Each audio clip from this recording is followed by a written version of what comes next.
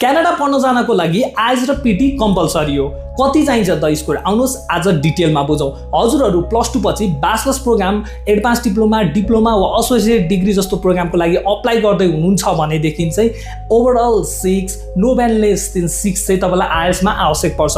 पिटीमा भने तपाईँको is band 60 हुँदाखेरि हजुरहरू एक्सेप्टेड हुनुहुन्छ र हजुरहरूले चाहिँ ब्याचलर्स गरिसक्नु भएको छ र मास्टर्स वा पोस्ट ग्रेजुएट सर्टिफिकेट प्रोग्रामको लागि अप्लाई गर्दै हुनुहुन्छ भनेदेखि आइएल्समा overall 6.5 no band less than 6 र पिटीमा इज ब्यान्ड 60 आवश्यक पर्छ। अब 59 पिटीमा हुँदाखेरि र आइएल्समा 5.5 एउटा ब्यान्डमा हुँदाखेरि अप्लाई गर्ने कि नगर्ने भनेर सङ्कोचमा हुनुहुन्छ भनेदेखि हजुरहरूले अफर चाहिँ अब मगाउन सक्नुहुन्छ, त्यो पनि अनकन्डिसनल नै, र तपाईँले भिजाको लागि पनि अप्लाई गर्न सक्नुहुन्छ। तर प्रिभियसली भिजा अफिसरको डिसिजनहरू हेर्दाखेरि इज ब्यान्ड 59 भन्दा पनि इज ब्यान्ड 60 नै रिक्वायर्ड गरेको पाइएको छ। सो हजुरहरू पनि आउँदो सेप्टेम्बर 2026 र जनवरी 2027 मा अप्लाई गर्ने सोचमा हुनुहुन्छ भनेदेखि स्टडी एक्सप्रेसलाई सम्झनुहोस्।